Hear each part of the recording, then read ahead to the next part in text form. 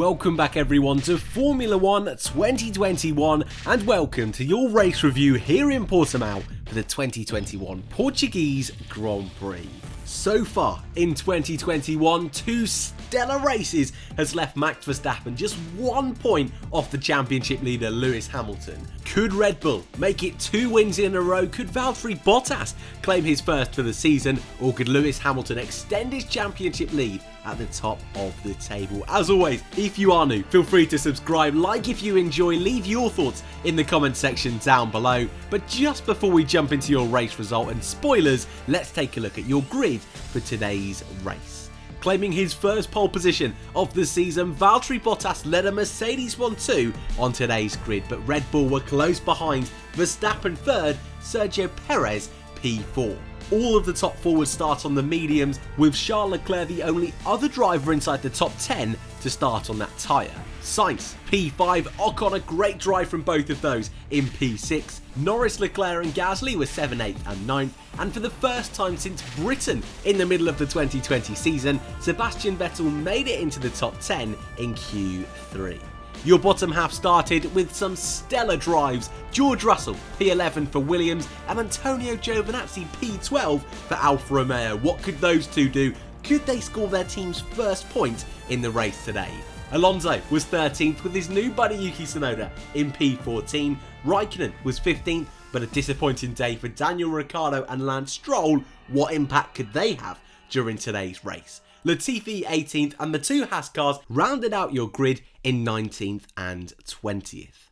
And with all that out of the way, spoiler warning out of the way, here is your result from today's race.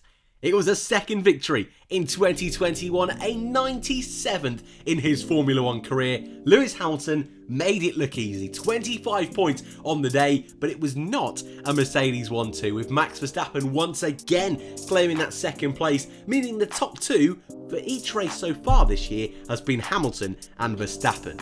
Valtteri Bottas finished in third, his best result of the season, with a point for fastest lap as well. But considering the Finnish driver started on pole, I'm sure he'll be a little frustrated to be in third. Your driver of the day, Sergio Perez, was P4. Not a bad drive from the Mexican today, but the stars of the midfield again in 2021, Lando Norris and Charles Leclerc, 5th and 6th. The two Alpine cars for 2 races in a row both scored points, but a much bigger haul today. 10 points for the team, 6 for Esteban Ocon and 4 for Fernando Alonso. A great recovery for Daniel Ricciardo, left the Aussie in P9, and Pierre Gasly scored the final point in P20. Missing out on points after what was a great race and fantastic qualifying yesterday, Carlos Sainz couldn't make those tyres work, P11 for the Ferrari man. Antonio Giovinazzi started 12th and finished 12th, but it was an eventful day all round for Alfa Romeo, including Kimi Raikkonen, the only DNF from today's Grand Prix. Another team that had a disappointing race, Aston Martin 13th and 14th for the team that were aiming for top 3 in the standings. A real difficult start to the season for the team in green, scoring no points for either car for the first time this season. Yuki Tsunoda was 15th in front of George Russell, Mick Schumacher and Nicholas Latifi, and a torrid day for Nikita Mazepin was your final finisher in P19. And with your result now out of the way, we'll move over to our race breakdown because there are quite a few stories to get to. But there's certainly no hiding from the fact the race today very much focused on those top 2 teams, Red Bull versus Mercedes once again in 2021. And for the first real time in 2021, quite a few overtakes from those top 3 cars. It was Bottas on pole, Hamilton second and Verstappen third, an order which stood for the opening lap. Safety car though, after lap 1 with Raikkonen and Giovinazzi making contact. The restart, I thought he did it a little bit wrong. Chose really late to finally do that restart. Was quite lucky not to get caught out, to be honest. Hamilton slightly napping, but I think it was more Verstappen who was so on it straight away, overtaking the Mercedes driver down into turn 1. A great little move, a great little scrap between the two of them. But as the race started to build, something that was very much clear was Mercedes, their straight line speed was just a little bit better than the Red Bull, allowing Hamilton to re-catch Verstappen, making a move himself into turn 1. Verstappen tried a little look a couple of corners later into turn 3, but Hamilton gave him a bit of a squeeze, very reminiscent to last weekend on the opening lap in Imola. Almost the Uno reverse card between Hamilton and Verstappen. Hamilton was then able to close down on Valtteri Bottas, again making a move into turn 1. And after that, never really looked back, never really was under threat for the rest of the race. He thought, pretty cheekily, that Sergio Perez was a back marker. Maybe a slight dig at previous Red Bull drivers. I'm not too sure how you want to read into that. But Red Bull tried something different, but to no avail. Hamilton on top. Bottas. A strange day for Valtteri, because on the surface of it, yesterday, a great drive. Pole position, his first of the season. But we had a chat, didn't we, yesterday, about a result like that. What does that do for your motivation? What kind of positive impact was that going to have on Valtteri's drive today? And though it wasn't a terrible race, actually it was an okay race from Valtteri Bottas in terms of his race pace. He was always in the mix with Verstappen or Hamilton until those closing stages and a few sensory issues on the car late on.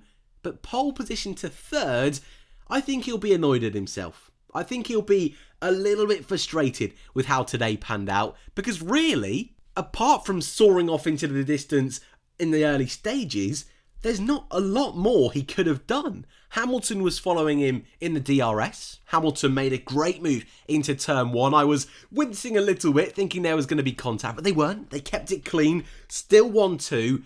That stage there, though, when Hamilton did take the lead, was most critical for Bottas, because the fact Hamilton was able to get away made a gap between the two of them, and then Red Bull pulled off a great undercut strategy. Verstappen not able to pass him through the pit stops, but Bottas being on those cold tyres, couple of corners later, Verstappen made the move, and so just about counts for an undercut. So a great bit of strategy from Red Bull, and then from there on out, Bottas with those issues and also just lacking a little bit of pace compared to Verstappen really cost him a run at second, but also a run at victory today. So frustration for Bottas, elation for Lewis Hamilton, who extends his lead at the top of the standings. But again, even though we thought after yesterday Mercedes could run away with this one, it's nice to see Red Bull are definitely in the mix, even on circuits that don't play to their strengths. And even though Verstappen, who once again performed fantastically, a stellar drive from the Flying Dutchman, always there or thereabouts in the mix for the lead, before the pit stops,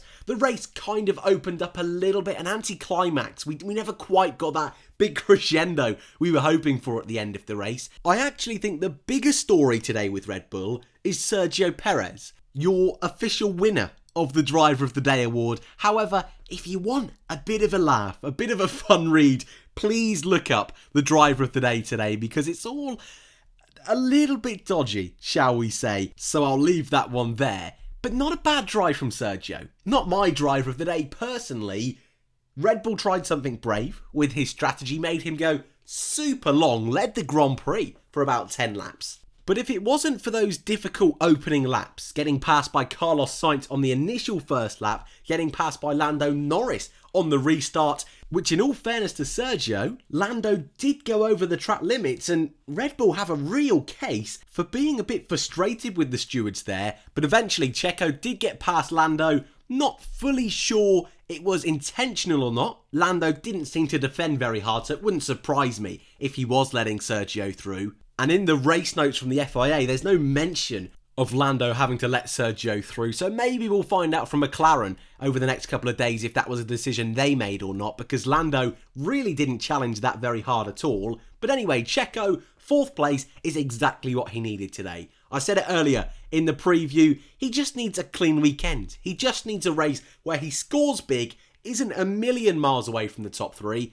Of course, Verstappen and Bottas doing him an extra pit stop does help him a little bit in terms of the timing board, but more so in the sense he was only 1 place behind Valtteri Bottas, and if he wasn't stuck behind Lando early on, probably would have been even closer, may have been able to pull an early strategy himself to play a bit more of a role within that lead fight. So Sergio, a big step forward this weekend. Red Bull, for the first time, crikey, maybe since Daniel Ricciardo left, had an opportunity today to have both cars trying to mess with Mercedes, trying to play a different strategy role, and for them, that is huge. And again, another race, a fight between Red Bull and Mercedes. It's not a one-horse race this year, and that is just brilliant. But despite the TV cameras not wanting you to know there were more drivers than just the top three today, we did have drivers in the midfield, and Lando Norris once again was at the front of it. The overtake of the race on Esteban Ocon in the opening lap of the race. An awesome ding-dong battle between the two of them through Sector 2, eventually round the outside at the top of the hill, which I believe to be turn 10. Bonkers.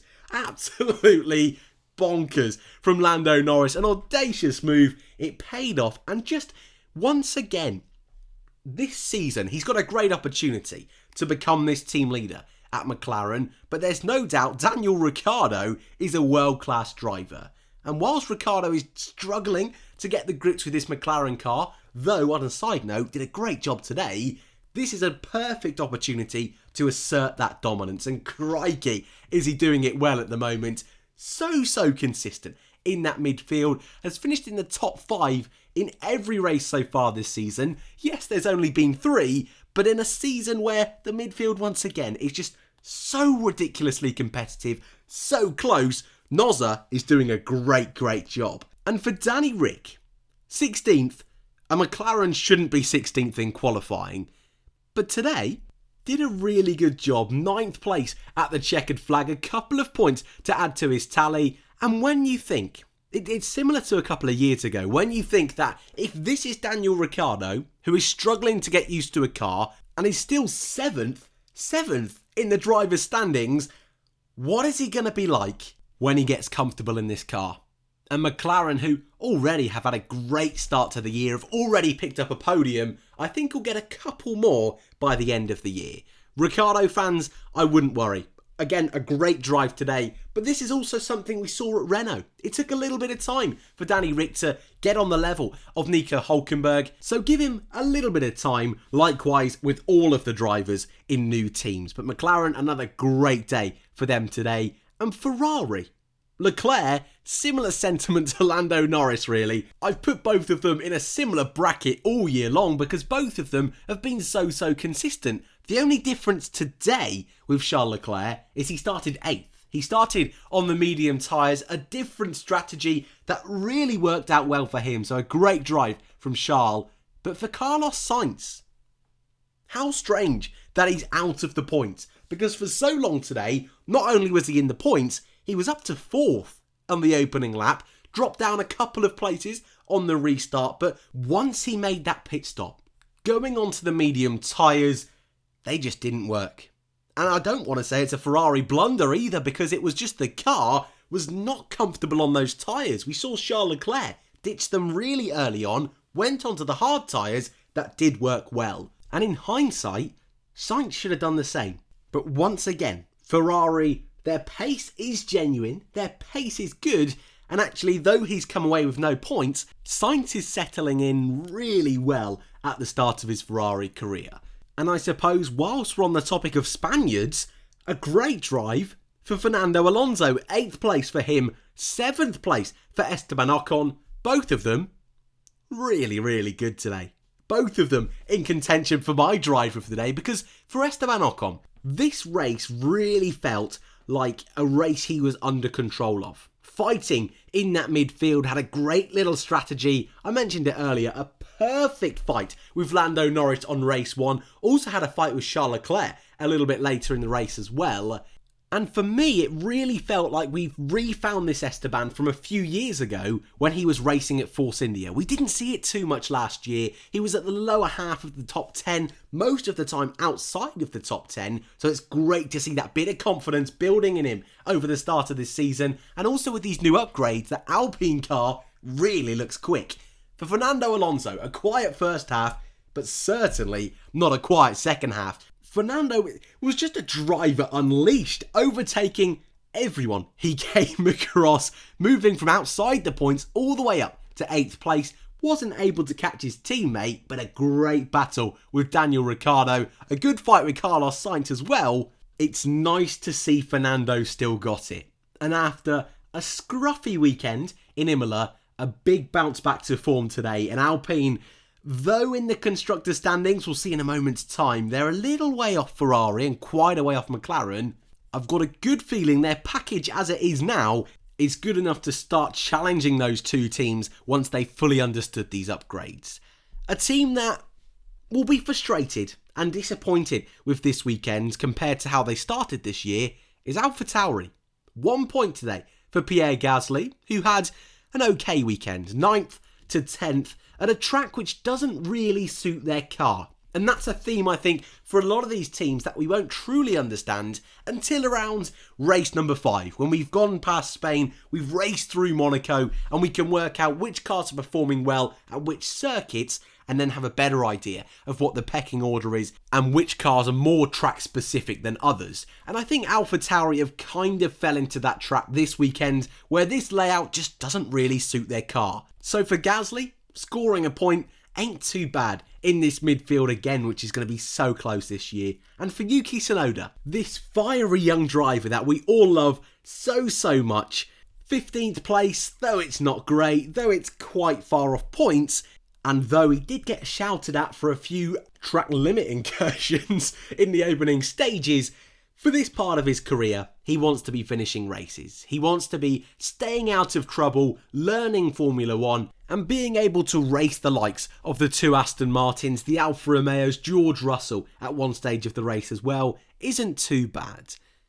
Aston Martin though, I mentioned them there. I'm just a bit lost with how their season's going. Stroll into Q3 on both races at the start of the season. Vettel seemed to re-find his form this weekend, getting to Q3 for the first time in what seems like forever since the British Grand Prix last season. But their race pace was nowhere once again. And if this does continue, it really wouldn't surprise me if they're one of the first teams, obviously excluding Haas, but one of the first teams to switch focus to 2022. Because so far this year, it's really not going to plan. For Lance Stroll, not a bad race. From 17th on the grid up to 14th, there were moments where it looked like he was going to score points, but weird tyre strategies for both drivers, I think, hampered their race, yes, but I think what they were trying to gamble on was a safety car and maybe picking up a couple of points. So I think that's kind of over-exaggerated how difficult their race was today. But either way, not ideal, no points for the first time this season. Alfa Romeo. I should have actually done them before Aston Martin because Giovinazzi, I think, had a really good race today. His season relies really on him comfortably beating Kimi Raikkonen if he wants to keep that seat for 2022. 12th in qualifying with a really good lap. Staying 12th in the race, I think's a sign of a solid job in a car which isn't quite as quick as a few of the cars behind him. Had a good fight with Sebastian Vettel as well, on the fringes of some points, and if he can do that for all season long, a couple of extra DNFs in front and he'll be scoring points. So for me, Giovinazzi, not a lot more he could have done today. And for teammate Kimi Raikkonen, an almost rookie mistake. I hate to say that for Kimi, but supposedly looking down at his steering wheel whilst he was in the slipstream of Giovinazzi, a slight misjudgment, ran into the back of his teammate, lost his front wing and caused that first safety car. Not ideal for the team, but I think once again this weekend proves that Alfa Romeo car does have a bit of pace and I think will score points this year. Also, on a quick side note with Alfa Romeo, their appeal to re-get their points from Imola has been thrown out and they will not be scoring their points. The race result we have now will stand, so the team is still on 0 points for the season so far. Williams and Haas. George Russell, you got to feel for him because the race pace wasn't there. A great qualifying, a great start to the race, but the restart, everything just fell apart. Lost 4 or 5 positions in just 2 laps and spent the rest of the race pretty much in no man's land. Had a bit of a battle with Schumacher and Latifi when Russell did a stop and the other two went a little bit longer, but he ended up 30 seconds off Tsunoda, 20 in front of Schumacher, and ultimately a bit of a quiet race. And for Latifi, it was nice to see Latifi on the TV fighting his teammate and fighting Mick Schumacher. And for Mick Schumacher, I was really, really impressed with him almost all weekend long. A good little quali. And though it was 19th place, that's not great. In a Haas car, which is comfortably the worst on the grid, to out-qualify your teammate by almost a second to only, I say only, to miss out on Q2 by less than a second, I think is a really solid performance. And in the race today, to beat your teammate by over a minute is bonkers. But to also be fighting Latifi and Russell and to actually beat Nicholas Latifi, I think is a cracking effort in what is only your third ever Grand Prix. And perhaps it's because I was critical about Mick getting the move up to Formula 1. He wasn't the dominant force in Formula 2 like we saw with George Russell, like we saw with Charles Leclerc and even Nick de Vries when he won the championship. But how Mick has carried himself and presented himself so far in Formula 1, off track and on track, I've been really impressed with, and once again, I think drove a really, really good race today. On the other side of the garage though, a terrible race. Another weekend with penalties, with a penalty point for impeding Sergio Perez, a whole minute off his teammate. I do believe he did do an extra pit stop at the end of the race, but still, 40 seconds off your teammate isn't good enough. And at the moment, the speed that was there in F2, this man did win races, finished 5th in F2. That's not too bad. That pace, nowhere to be seen at this moment in time, and needs to do better next time out in Spain. And I'll leave that rant there to save you all listening to that one. But before we go, let's take a look at your Drivers' and Constructors' Championship and then your Driver of the Day. Lewis Hamilton extends his lead at the top of the table, just 8 points though in front of Red Bull's Max Verstappen. Lando Norris holds on in P3, a great drive today in P5, is 5 points in front of Mercedes' Valtteri Bottas. Leclerc is 5th for Ferrari, with Sergio Perez closing down in P6. Ricciardo, Sainz in their new colours, 7th and 8th. Ocon, with a great drive today, leaves him in 9th, and Gasly rounds out your top 10. Lance Stroll scored points in the opening 2 races, but failed to do so today, dropping down to 11th place. It's Alonso and Tsunoda, those two always next to each other this year, in 12th and 13th. The 2 Alphas in 14th and 15th, with no points yet for Sebastian Vettel. Russell is 17th, Schumacher, Mazepin and Nicholas Latifi your top 20. And in your Constructors, Mercedes lead the way on 101 points, but Red Bull are only less than 20 behind on 83. McLaren and Ferrari are comfortably in front of Alpine. AlphaTauri have 9, Aston Martin have 5, Alfa Romeo, Williams and Haas all yet to score. And finally, before we go, my race rating and driver of the day. Yesterday, I gave it to George Russell. Today, I'm giving it to Fernando Alonso. A great fight through the field at the end of the race meant the Spaniard started 13th, ended 8th, and put on a mesmerising performance in the closing few laps. But if I didn't mention it already, my driver of the weekend, Mick Schumacher, really asserting himself as that team leader at Haas, and has really impressed me so far in this season. So in a weekend where most drivers did okay in quali, good in the race, or vice versa, Schumacher really consistent, a solid quali, a really good race, my driver of the weekend. And my race rating, it wasn't the best in the world. I've gone with a 6 out of 10, but it's definitely better than 6 out of 10s I gave last season, and so maybe I'll bump it up to 7 if races this year drop off a little bit, because the opening 2 this year was so good. I've probably been a little bit spoilt so far, so 6 out of 10 for the time being, but not a bad race, better than average if you ask me. But I'd love to know your thoughts in the comment section down below. Formula 1 is back next weekend for the Spanish Grand Prix, your first double header of the season. I'll be back this week with the mailbox and a little chat about the world of Formula E. So for now, thank you all very much for watching, subscribe if you are new, and I hope to see you all in the next one.